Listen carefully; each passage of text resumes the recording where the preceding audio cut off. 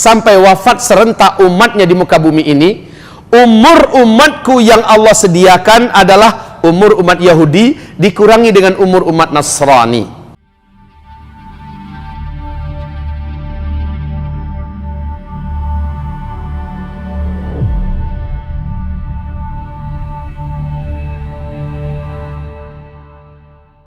Pembicaraan kita pada malam hari ini adalah tentang huru-hara akhir zaman. Penyebutan akhir zaman tidak selalu identik dengan kiamat, karena tentang masalah kiamat kita tidak mau bicara. Nabi saat ditanya oleh seorang lelaki di dalam hadis sahih Imam Muslim yang diceritakan oleh Umar ibnul Khattab radhiyallahu anhu tentang kapankah kiamat akan terjadi, dan ternyata laki-laki ini ketahuan di akhir hadis adalah malaikat Jibril. Saat ditanya mata sa'ah, kapankah kiamat akan terjadi, jawaban Nabi adalah mal mas'ulu anha bi'a'lama minas sa'il. Tidaklah orang yang ditanya lebih tahu daripada orang yang bertanya. Hadis ini akhirnya dipegang oleh seluruh ulama ahlus sunnah wal jamaah, bahwa tidak satu pun makhluk di muka bumi ini, bahkan makhluk di langit, yang tahu kapan kiamat akan terjadi. Allah juga berfirman, yas'alunaka 'anis sa'ah ayyana mursaha fima anta min dzikraha ila rabbika muntahaha. Mereka bertanya kepada engkau hai Muhammad tentang kiamat, kapankah akan terjadi? Jawab Muhammad, yang tahu tentang itu hanyalah Allah.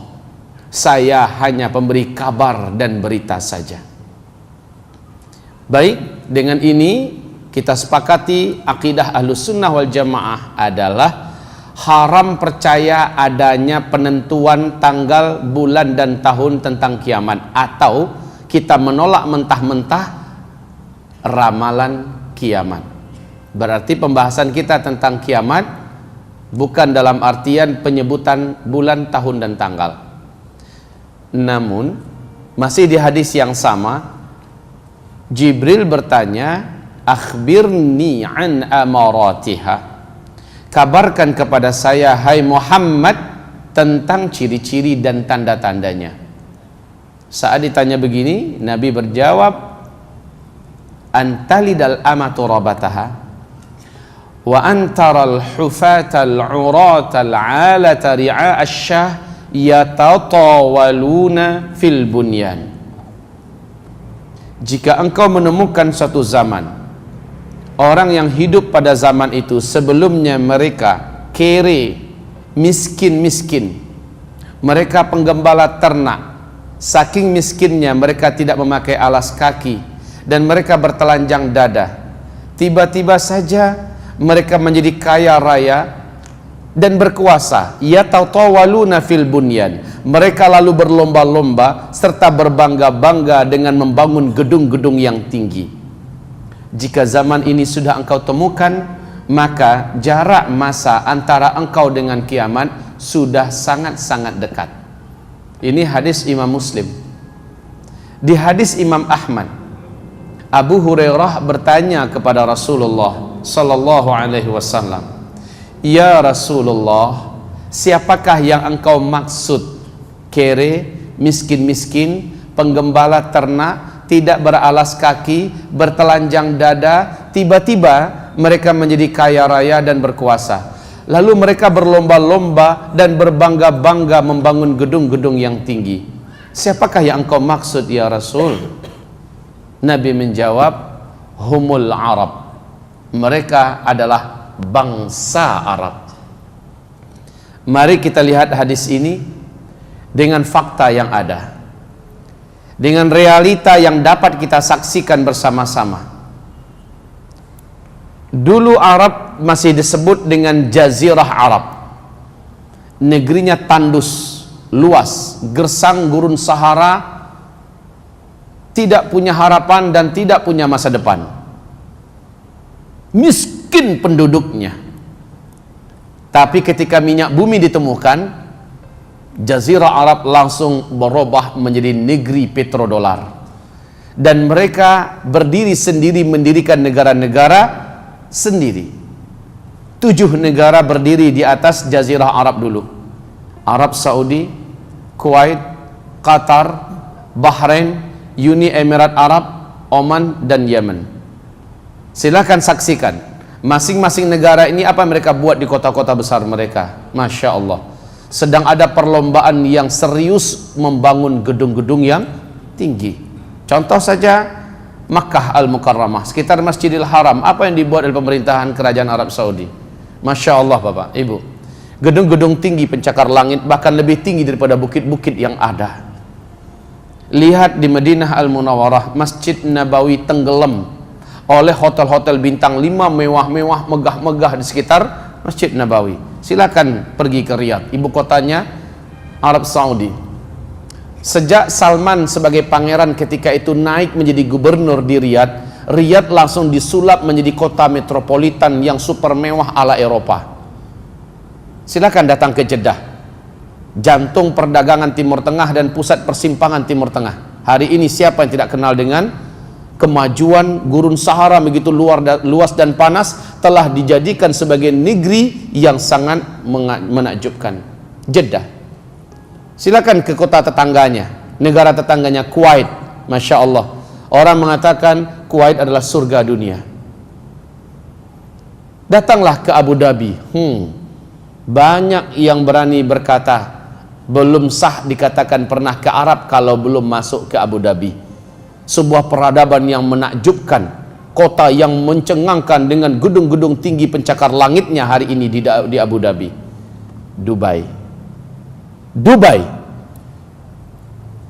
Orang mengenal Dubai hari ini sebagai kota impian dan kota khayalan, kota 1000 impian. Di Dubai sedang dibangun dan terus dibangun, dan bahkan gedung tertinggi di dunia hari ini adanya di Dubai. Namanya Burj Khalifah. Ketinggiannya 828 meter. Apakah perlombaan berlomba-lomba membangun gedung-gedung yang tinggi ini sudah selesai? Tidak Pak. Sekarang ini di Jeddah sudah masuk tahun ke-6, di tepi Laut Merah sedang dibangun gedung tertinggi di dunia yang akan mengalahkan gedung nomor 1 saat ini yang ada di Dubai. Dibangun oleh orang terkaya nomor 5 dunia, namanya Pangeran Al-Walid bin Talal. Dana pembangunan melebihi angka ratusan triliun rupiah uang kita. Gedung ini diberi nama dengan Kingdom Tower, ketinggiannya 1,2 km. Dan gedung ini direncanakan selesai rampung pada tahun 2018. Dulu mereka miskin, mereka penggembala ternak.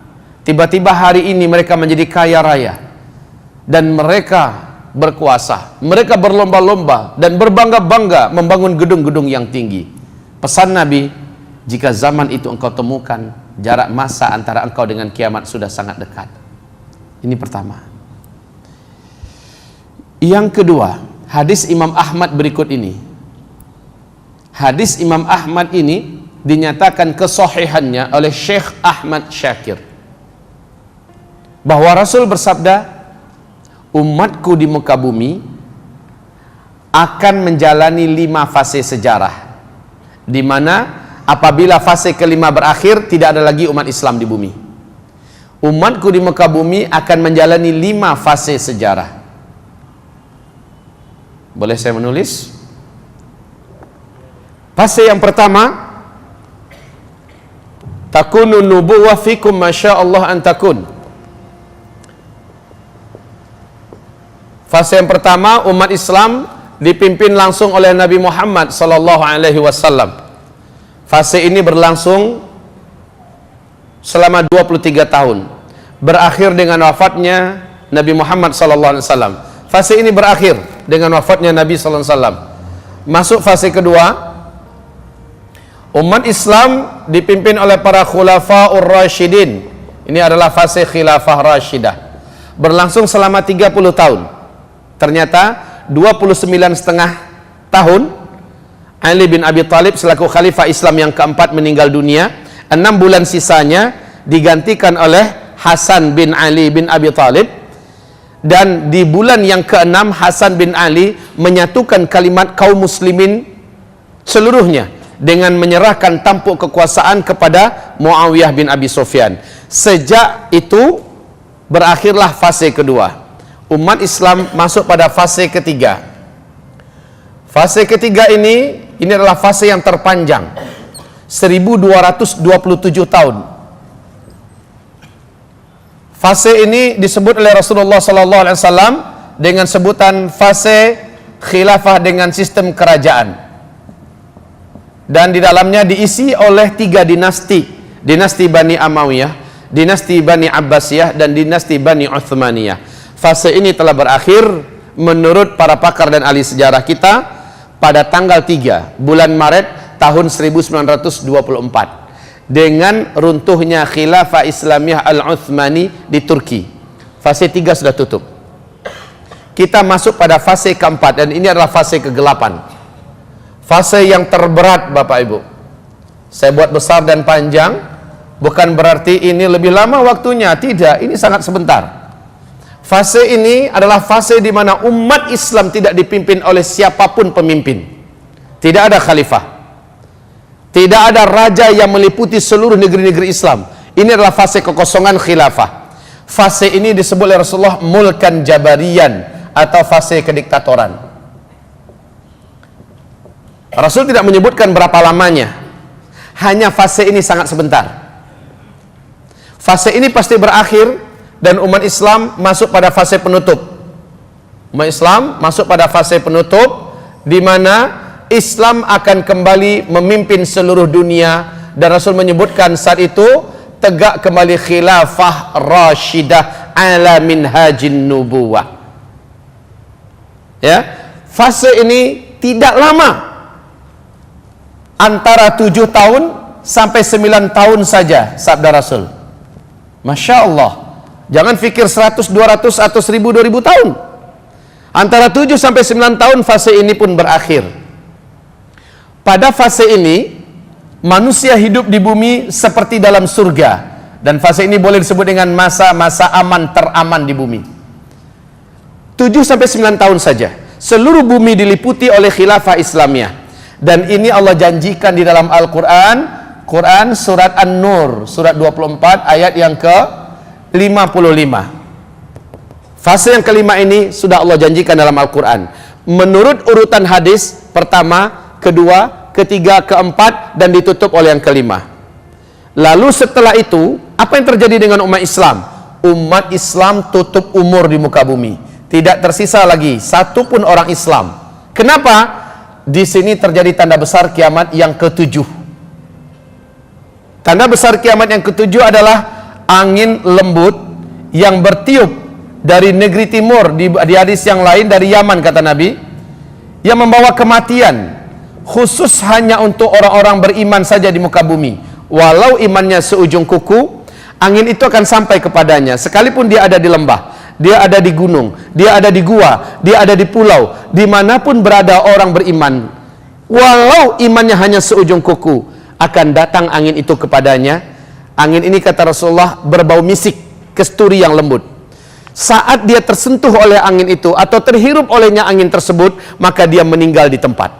Serentak satu muka bumi umat Islam atau umat Nabi meninggal dunia, tidak tersisa hidup satu orang pun.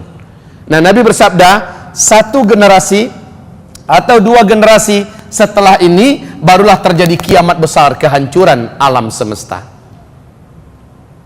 Kaum muslimin dan muslimat yang kami muliakan, 5 fase dan kita sudah ada di fase keempat. Dan ini mari kita dengarkan dengan seksama pernyataan yang dinyatakan oleh CIA, intelijen Amerika Serikat, di New York Times. Dengan vulgar dan sangat berani, mereka mengatakan masa depan dunia akan kembali dipimpin oleh khilafah Islamiyah. Dari mana mereka punya hitungan demikian? Kenapa mereka tidak menutup-nutupi saja? Kaum muslimin yang kami muliakan, fakta lapangan yang dipelajari oleh CIA adalah sesuatu yang tidak terbantahkan bahwa Islam makin ke ujung makin mengkristal. Kekuatannya semakin jelas dan orang sudah mulai jenuh dan bosan dengan demokrasi. Orang sudah mulai tidak percaya dengan kepemimpinan ala barbar barat dan kepemimpinan gagal timur, dan orang melihat peradaban yang benar-benar kuat dan sudah siap untuk kembali memegang tampuk kekuasaan di muka bumi adalah Islam. Makanya, dan yang paling menakjubkan Pak, mereka berani menyebutkan tahun star khilafah Islamiyah ini. Mereka mengatakan khilafah Islamiyah akan kembali memimpin dunia nanti ke depan pada tahun 2020. Allahu Akbar. Jika yang mereka katakan benar, KGB Rusia, intelijen Rusia memiliki penilaian sedikit berbeda tapi pada hakikatnya sama. Apa kata KGB Rusia? Masih di New York Times. Khilafah Islamiyah masa-masa jayanya di kedepan hari di bumi ini, di dunia ini adalah pada tahun 2025. Lama nggak dari sekarang? Tidak. Ada beda nggak dengan CIA? Kalau kita lihat 7 atau 9 tahun saja, seandainya startnya menurut CIA adalah 2020, masa-masa jaya di 2025, dan masa yang terbentang hanya 9 tahun paling lama, masuk nggak? Ada kecocokan yang mirip antara CIA dengan KGB. Tapi kita tidak diperintahkan beriman dengan pernyataan orang-orang kafir itu. Ya, cukup sekedar dengar dan tahu. Hanya ketika Allah berfirman di Al-Quran, surat An-Nur, inilah yang kita imani. Setuju? Allah menjamin di dalam surat An-Nur bahwa bumi dan seluruh manusia akan kembali dipimpin oleh khilafah Islamiyah. Kita beriman. Sebagaimana hadis ini juga kita imani. Pada akhirnya bumi akan kembali dipimpin oleh khilafah Islamiyah. Ta'ummul arda, yang meliputi seluruh permukaan bumi. Sekarang, berapa lama terbentang jarak antara Nabi Muhammad diutus dengan wafatnya seluruh umat Islam? Ada hadisnya. Tetapi hadis ini lemah, dhaif. Bahkan ada yang statusnya dhaif jiddan. Namun ingat, adab sebagai umat Nabi Muhammad, sekalipun itu adalah hadis dhaif, dia masih masuk dalam hitungan hadis ahad. Hadis ahad itu levelnya yang tertinggi adalah sahih, di bawahnya adalah hasan, yang terbawah adalah dhaif. Baik kaum muslimin, hadis dhaif Nabi menceritakan cukup sekedar untuk kita tahu, tetapi kita bina akidah di atasnya tidak. Kita jadikan sebagai hujah juga tidak. Sekedar tahu, it's okay. Ya, apa kata Rasulullah SAW? Sejak beliau diutus sebagai nabi dan rasul sampai wafat serentak umatnya di muka bumi ini, umur umatku yang Allah sediakan adalah umur umat Yahudi dikurangi dengan umur umat Nasrani.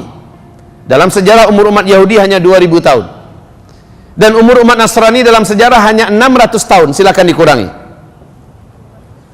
1400, berarti inilah umur umat Nabi. Oh Ustadz, sekarang kita di tahun Hijriah sudah 1438 loh Pak Ustadz. 1438, ini 1400. Tunggu dulu, belum selesai. Hadis yang lain masih dari Abu Daud, dan ini turuknya, jalurnya banyak. Sekalipun hadis ini masih statusnya dhaif, namun jalurnya banyak, sehingga status hadisnya naik kepada hasan li ghairi. Walaupun begitu, tetap saja hadis untuk masalah akidah, untuk masalah urusan-urusan yang qat'iyat, wajib dalilnya yang sahih ke atas. Hadis dhaif tidak bisa dijadikan sebagai hujah dan landasan akidah, tapi sekedar tahu boleh. Dan ini tetap perkataan Nabi. Tolong dimuliakan. Ini tetap perkataan Nabi Muhammad SAW. Apa kata Rasulullah SAW? Umur umatku di sisi Allah hanya 1 hari saja. 1 hari berapa lama kita menghitungnya di dunia? 1000 tahun.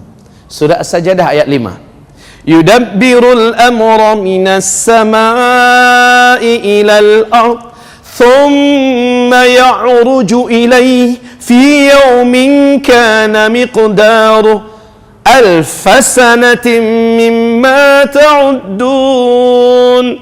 1 hari di sisi Allah, kamu menghitungnya di dunia adalah 1000 tahun. Tadi kata Rasulullah, umur umatku di sisi Allah hanya 1 hari saja. Lalu Allah menambahkan lagi untuk umatku umurnya 1/2 hari lagi. Berapa jadinya? 1500 hitungan hijriah ya. Baik. Hamba-hamba Allah yang kami muliakan, sebagian ulama ahlus sunnah wal jamaah di kitab-kitab mereka ada yang mencoba berijtihad. Entah bagaimana cara menghitung mereka, saya tidak tahu. Ada yang mengatakan tidak full lah 1500. Mereka mengatakan 1476 hitungan hijriah umat Islam habis di muka bumi ini. Ada yang mengatakan 1477 umat Islam habis di muka bumi ini. Ada yang mengatakan 1478, ada yang mengatakan 1482, dekat-dekat ya, habis umat Islam di muka bumi ini. Tapi Ibnu Rajab Al-Hambali nyari yang aman. Apa kata beliau? Pokoknya lebih 1400 tahun dan kita hitung paling maksimal 1500, udah selesai. Dan saya sependapat dengan beliau. Dan tidak kita tentukan tahun keberapa tepatnya. Tapi coba kita ambil full aja deh dulu. Yuk kita hitung 1438. 1438 ini hitungan hijriah ya sekarang. 1438 hitungan hijriah. Hijriah itu kan sejak hijrahnya Nabi kan? Ya. Sejak hijrah Nabi baru mulai dihitung hijriah. Menghitung umur umat Islam atau umat Nabi bukan sejak Nabi hijrah, tapi sejak beliau diutus sebagai Nabi dan Rasul. Artinya ada di Mekah 13 tahun Nabi, belum masuk ke hitungan hijriah. Tambahkanlah di sini, begitu. Maknanya yang sudah berjalan sekarang adalah 1451. Seandainya kita ambil full 1500 saja, tersisa di hadapan kita untuk hidupnya orang Islam di bumi ini hanya 49 tahun saja lagi. Ande-mande. Hah? Kalau bagi orang Padang, ande-mande dake bakat tua leyo. Hah? Ini memang dekat sekali. Waktu kita udah nggak lama. Ustadz, syukurnya itu hadisnya dhaif ya. Yes. Kan nggak bisa dijadikan pegangan akidah kan? Tidak. Tapi ini masih hadis Nabi nggak? Itu pertanyaan saya.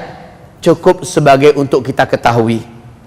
Tapi setelah melihat tanda-tanda berikutnya, kita akan makin berat kepada pertimbangan ini. Setelah melihat tanda-tanda berikutnya. Baik, ini yang kedua. Kita sedang ada di fase keempat. Akan masuk fase kelima. Menurut CIA sekian, menurut KGB sekian. Dan yang jelas ini juga tidak lama. Tayyib.